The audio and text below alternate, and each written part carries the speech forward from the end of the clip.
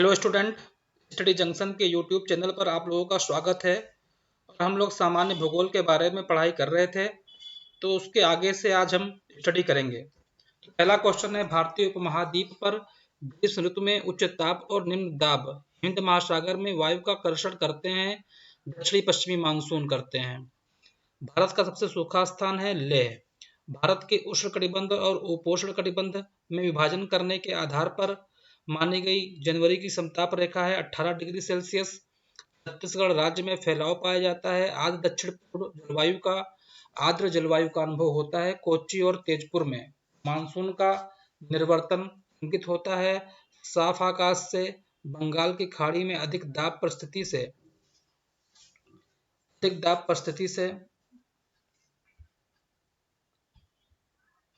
कुछ क्वेश्चन नीचे भी हैं बच्चों, उसको भी देख लेते हैं। भारत में सर्वाधिक दैनिक तापांतर पाया जाता है राजस्थान के मरुस्थलीय क्षेत्रों से। तमिलनाडु में मानसून के सामान्य महीने हैं नवंबर और दिसंबर के। भारतीय मानसून मौसमी स्थापनों से इंगित हैं, जिसका कारण है स्थल और समुद्र का विभेदी तापमान। अमृतसर और शिमला लगभग एक ही अक्षांश पर स्थित हैं, परंतु उनकी जलवायु में भिन्नता का कारण है उनकी ऊंचाई में भिन्नता। अब हम थोड़ा वर्षा के बारे में अध्ययन करेंगे बच्चों। वर्षा एक बहुत इंपॉर्टेंट चैप्टर है भूगोल में और लगभग सारे एग्जामों में पूछा जाता है। देखते हैं, भारत की सर्वाधिक वर्षा मुख्यतः प्राप्त होती है दक्षिण पश्चिम मानसून से। उत्तरी पूर्वी मानसून से सबसे अधिक वर्षा प्राप्त करने वाला राज्य है तमिलनाडु। अरुणाचल प्रदेश, सिक्किम, केरल और जम्मू कश्मीर राज्यों में से अधिकतम औसत वार्षिक वर्षा होती है सिक्किम में। ऐसे दो नगर जो लगभग एक ही अक्षांश पर अवस्थित हैं, फिर भी उनकी वार्षिक वर्षा की कुल मात्रा का अंतर सर्वाधिक है, अजमेर और शिलांग। मौसम विज्ञान केंद्र का औसत वार्षिक तापमान 26 डिग्री सेल्सियस है। इसका औसत वार्षिक वर्षा 63 सेंटीमीटर है और तापमान का वार्षिक परिसर 9 डिग्री सेल्सियस है। संदर्भित केंद्र है चेन्नई। भारतीय नगर पटना, कोच्चि, कोलकाता और दिल्ली में सामान्य वर्षा का अवरोही क्रम है। कोच्चि, कोलकाता, पटना और दिल्ली आम्र वर्षा होती है। आम की फसल के लिए सबसे कम वर्षा होती है लेह में। दक्षिण पश्चिमी मानसून काल में कलकत्ता, मैंगलोर, चेन्नई और दिल्ली में सबसे कम वर्षा होती है चेन्नई में। चेरापूंजी है मेघालय राज्य में। भारतवर्ष में सर्वाधिक वर्षा वाला क्षेत्र है पश्चिमी घाट हिमालय क्षेत्र का मेघालय। भारत में वर्षा का आधिक्य होते हुए भी यह देश प्यासी धरती समझा जाता है। इसका कारण है वर्षा के पानी का तेजी से बह जाना, वर्षा के पानी का शीघ्रता से भाप बनकर उड़ जाना। वह जल प्रबंध युक्त जो भारत में लागत का अधिकतम लाभ देने वाली है। जल का संचयन, भारत में औसत 200 मिलीमीटर वर्षा होती है। जम्मू कश्मीर में, झारखंड में वर्षा प्राप्त होती है। दक्षिण पश्चिमी मानसून से झारखंड में वर्षा प्राप्त होती है।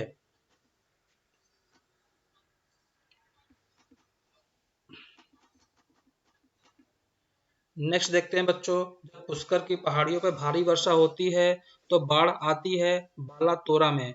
बालातोरा कहाँ है? राजस्थान में। भारतीय मौसम विज्ञान की परिभाषा के अनुसार वर्षा का दिन वह होता है जब किसी विशेष स्थान पर इस वर्षा की मात्रा 24 घंटे में 2.5 मिलीमीटर से ऊपर वर्षा होती है, तो उसे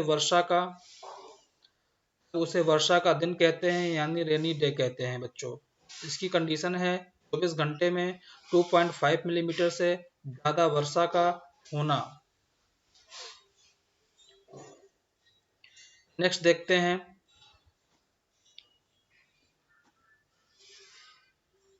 नेक्स्ट करेंगे शीतकालीन वर्षा। शीतकालीन वर्षा भारत के उत्तरी मैदानी क्षेत्रों में शीत ऋतु में वर्षा होती है। पश्चिमी विक्षोभों से भारत में शरतकालीन वर्षा के क्षेत्र हैं पंजाब और तमिलनाडु से शरतकालीन वर्षा अधिकांशतः जिन कारणों से होती है उत्तरी पूर्वी मानसून से होती है। भारत के उत्तरी मैदान में जाड़ों में कुछ वर्षा हो जाती है, जाड़े के उत्तर पूर्वी मानसून सक्रिय होते हैं। तथा आर दोनों सही हैं, परंतु आर ए की सही व्याख्या नहीं है। भारत के उत्तरी मैदानों में जाड़ों में कुछ वर्षा हो जाती है। जाड़े में उत्तरी पूर्वी मानसून सक्रिय होते हैं। वह राज्य जिसमें जाड़े के मौसम में बारिश मिलती है वह है तमिलनाडु। जाड़े के मौसम में बारिश मिलती है तमिलनाडु। भारत में शीतकाल में वर्षा होती है। उत्तर पश्चिम में शीतकाल में वर्षा होती है। प्राकृतिक आपदाएं। वर्ष 2004 में सुनामी द्वारा भारत के तटों में सर्वाधिक दुष्प्रभावित हुआ था कोरोमंडल तट। हुदहुद चक्रवात में से भारत का जो तटीय क्षेत्र प्रभावित हुआ वह था आंध्र प्रदेश तट। भारत में सुनामी वार्निंग सेंटर स्थित है हैदराबाद में। भारतीय मौसम विज्ञान विभाग स्थापित है नई दिल्ली में। भारतीय मौसम विज्ञान विभाग स्थापित है। नेक्स्ट करते हैं बच्चों इसी में नेक्स्ट है प्राकृतिक आपदाएं और प्रदेश। बाढ़ उत्तर प्रदेश और बिहार के मैदान। भूकंप हिमालय का गिरिपाद क्षेत्र। सूखा पूर्वी मध्य भारत। चक्रवात झारखंड और उत्तरी उड़ीसा। हिमालय में भूस्खलन की प्रवृत्ति में वृद्धि हुई है। हाल के वर्षों में हिमालय में बड़े पैमानों पर खनन कार्य हुआ है। ए और आर सही है तथा आर ए की सही व्याख्या है। बंगाल की खाड़ी के तटवर्ती क्षेत्रों में चक्रवात अधिक आते हैं। बंगाल की खाड़ी में अधिक गर्मी के कारण चक्रवात आते हैं। महाराष्ट्र के कोयना क्षेत्र के निकट भविष्य में अधिक भूकंप प्रभावित होने की संभावना है। इसका कारण क्या है? कोयना बांध एक पुराने भ्रंश तल पर अवस्थित है जो कोयना जलाशय में जल स्तर के परिवर्तन के साथ अधिक सक्रिय है। ए और आर दोनों सही है। आर ए की सही व्याख्या है। आंध्र प्रदेश, उड़ीसा, बिहार और गुजरात राज्यों में सर्वाधिक प्राकृतिक आपदाएं कहाँ आती हैं? सर्वाधिक प्राकृतिक आपदाएं उड़ीसा में आती हैं। देश का पहला आपदा प्रबंधन प्रशिक्षण संस्थान की स्थापना कहाँ की जा रही है? लातूर में। लातूर महाराष्ट्र में है। वह क्षेत्र जो उच्च तीव्रता की भूकंपीय मेखला में नहीं आता कर्नाटक पठार। भारत के जिन भूकंपीय जोखिम अंचलों में विभाजित किया गया है वह है 4 जोन में।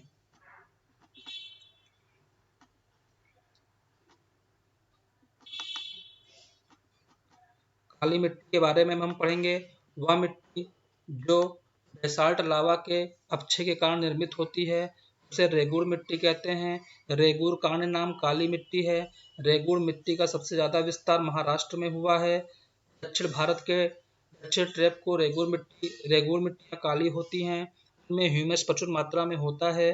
ये सही है। दक्षिण ट्रैप यानी महाराष्ट्र रीजन में रेगूर मिट्टियाँ काली होती हैं। काली मिट्टी कपास की खेती के लिए उपयुक्त होती हैं। ये भी सही है बच्चों। कारण क्या है? इनमें जैव तत्व प्रचुर मात्रा में होता है। बिल्कुल गलत। कपास की खेती के लिए सर्वाधिक उपयुक्त मिट्टी है रेगूर मिट्टी। काली मिट्टी कपास की कृषि के लिए उपयुक्त होती है। सही है। इसमें नाइट्रोजन और जैव पदार्थ प्रचुर मात्रा में पाए जाते हैं। गलत। स्वतः कृषि मिट्टी कहा जाता है। कपास की काली मिट्टी को स्वतः कृषि मिट्टी कहा जाता है। लावा मिट्टियाँ पाई जाती हैं। मालवा पठार में लावा मिट्टियाँ पाई जाती हैं। लावा पठार में लावा मिट्टियाँ पाई जाती हैं। मालवा पठार में लावा मिट्टियाँ पाई जाती हैं। मालवा पठार की प्रमुख मिट्टी है काली मिट्टी। वह मृदा जिसे सिंचाई की कम आवश्यकता होती है क्योंकि वह नमी रोक कर रखती है। काली मिट्टी। भारत में लेटेराइट मिट्टियों के बारे में सही कथन है। वे साधारणतः लाल रंग की होती हैं। इन मिट्टियों में टेपियोका और काजू की अच्छी उपज होती है। लेटेराइट मिट्टी मिलती है महाराष्ट्र में। लेटेराइट मिट्टियों के प्राधान्य हैं। मालाबार तटीय प्रदेश में लेटेराइट मिट्टियों के लिए सही कथन है। इनमें चूना प्रचुर मात्रा में पाया जाता है। वह मृदा रूप जो लोहे के अतिरिक्त होने के कारण उर्वर होता जा रहा है। लेटेराइट मिट्टी। दोमट मिट्टी या जलोढ़ मिट्टी के बारे में पढ़ते हैं। भारत में सबसे अधिक उपजाऊ वाली मिट्टी है जलोढ़ मिट्टी। सबसे अधिक मिट्टी का वर्ग है कछारी मिट्टी। गंगा के मैदानों में की पुरानी कछारी मिट्टी कहलाती है। बांगर। वह मृदा जिसकी जल धारण क्षमता सबसे कम होती है। बलुई या दोमट मिट्टी, दोमट मिट्टी में मिलते हैं मिट्टी के सभी प्रकार के कण। पश्चिमी राजस्थान की मिट्टियों में सर्वाधिक मात्रा में पाया जाता है कैल्शियम। आलू, सूरजमुखी, मटर फसलों में वह फसल जो मृदा को नाइट्रोजन से भरपूर कर देती है। मटर, क्योंकि इसकी जड़ों में नाइट्रोजन से भरपूर कर देती है। भूमि की उर्वरता बढ़ाने के लिए जो फसल उगाई जाती है उड़द। भारत के कुछ भागों में यात्रा करते हुए आप देखेंगे कहीं कहीं लाल मिट्टी पाई जाती है। लाल रंग किसके कारण होता है? फेरिक ऑक्साइड की विद्यमानता के कारण। भारतीय मृदाओं में जिस सूक्ष्म मात्रा की सर्वाधिक कमी है वह है जस्ता। जस्ता की सर्वाधिक कमी है। पौधों का सबसे अधिक पानी मिलता है चिकनी मिट्टी में। पौधों को पानी मिलता है सबसे अधिक चिकनी मिट्टी में। अम्लीय और क्षारीय मृदा। सामान्य फसलें उगाने के लिए उर्वर भूमि का पीएच मान होता है 6 से 7। तेजाबी मिट्टी को कृषि योग्य बनाने हेतु उपयोग किया जा सकता है लाइम का। मिट्टी में खारापन एवं क्षारीयता की समस्या का समाधान है खेतों में जिप्सम का प्रयोग। भारत में सर्वाधिक क्षारीय क्षेत्र पाया जाता है उत्तर प्रदेश राज्य में। भारत में लवणी मृदा का सर्वाधिक क्षेत्रफल है गुजरात में। मृदा का लवणी भवन मृदा में एकत्रित संचित जल के वाष्पीकृत होने से नीचे छूटे नमक और खनिजों से उत्पन्न होता है। सिंचित भूमि पर लवणी भवन का जो प्रभाव पड़ता है वह है यह कुछ मृदाओं को अपारगम्य बना देती है।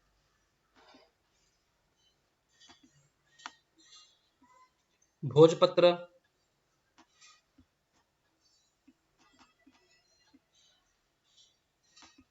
भारत में जिस क्षेत्र में मृदा अपरदन की समस्या गंभीर है वह है शिवालिक पहाड़ियों के पाद क्षेत्र और चंबल घाटी। चंबल घाटी के खो खड्डों के निर्माण का कारण अपरदन है। वह अपरदन प्रारूप होता है अवनालिका का। मृदा अपरदन प्रक्रियाएं प्रोसेस ऑफ सॉइल इरोजन के सही क्रम है। असफल अपरदन, परत अपरदन, रील अपरदन, अवनालिका अपरदन। पृष्ठभूमि में वह पौधा जिसके कारण भूमि का अपरदन अधिकतम तीव्रता से होता है। चौघर्य फसल चक्र आवश्यक है मृदा की उर्वरता शक्ति में वृद्धि हेतु। मृदा संरक्षण के संदर्भ में प्रचलित पद्धतियां हैं समावर्तन, वेदिका निर्माण। भारत में मृदा अपक्षय समस्या संबंधित है। वन उन्मूलन से मृदा अपरदन रोका जाता है। वन रोपण द्वारा मृदा अपरदन को रोका जाता है। प्राकृतिक वनस्पति,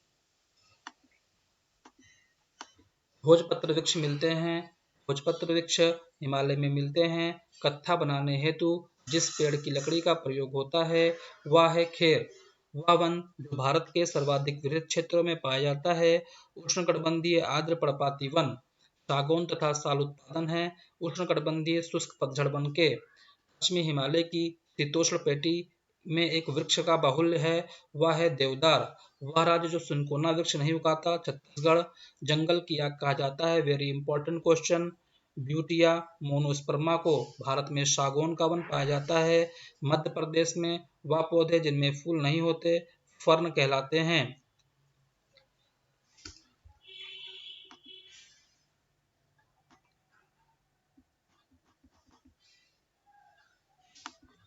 एंटीलोपा ऑरिक्स और चीरू के बीच अंतर होता है। ऑरिक्स गर्म और शुष्क क्षेत्रों में रहने के लिए अनुकूलित हैं जबकि चीरू ठंडे उच्च प्रदेश प्रति घास के मैदान हैं। नेक्स्ट करते हैं बच्चों जो इम्पोर्टेंट क्वेश्चन है उन्हीं पे हमारा फोकस होगा। नगर और भूकंप मंडल। सागौन मध्य भारत में। देवदार हिमालय के उत्तरी क्षेत्र में। सुंदरी सुंदरवन में। सिनकोना हिमालय की तराई क्षेत्र में। सुंदरी का वृक्ष पाया जाता है पश्चिमी बंगाल में। उष्णकटिबंधीय आर्द्र पर्णपाती वन तराई प्रदेश में। शुष्क पर्णपाती वन मध्य गंगा मैदान में। अल्पाइन अरुणाचल प्रदेश में। उष्णकटिबंधीय सदाबहारी वन सह्याद्री में। लंबी जड़ों और नुकीली कांटों अथवा सूलयुक्त झाड़ियां और लघु वृक्षों वाले आरक्षित अवरुद्ध वन समान रूप से पाए जाते हैं पश्चिमी आंध्र प्रदेश में। वह वृक्ष जो समुद्र से सर्वाधिक ऊंचाई पाया जाता है देवदार। समुद्र से सर्वाधिक ऊंचाई पर पाया जाता है देवदार। वह राज्य जिनके वनों में वर्गीकरण आंध्र उष्णकटिबंधीय के रूप में पाया जाता है मध्य प्रदेश। महोगनी वृक्ष का मूल स्थान है उत्तरी और दक्षिणी अमेरिका के उष्णकटिबंधीय क्षेत्र। लीसा प्राप्त होता है चीड़ के वृक्ष से। केरल के कच्छ वनस्पतियां पाई जाती हैं। वेम्बनाड कुन्नूर में सिंचाई और नहरें। प्रायद्वीपीय भारत में सिंचाई का एक प्रमुख साधन है तालाब। प्रायद्वीपीय क्षेत्र की अधिकांश नदियां मौसमी होती हैं। दोनों आर और ए सही है और आर ए की सही व्याख्या करता है।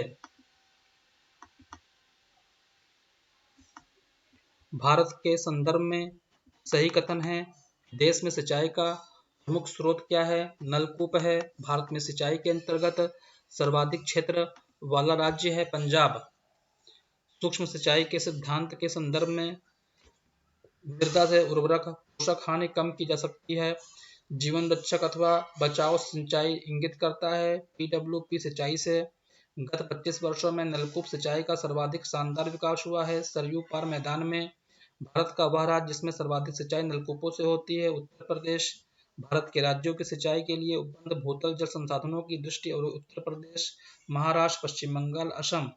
भारत में माला नहर तंत्र गारलैंड टनल सिस्टम को प्रस्तावित किया था दिनेश जे दस्तूर ने।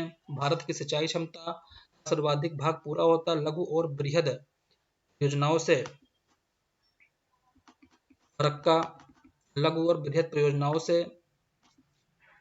फरक्का नहर में जल वहन क्षमता होती है।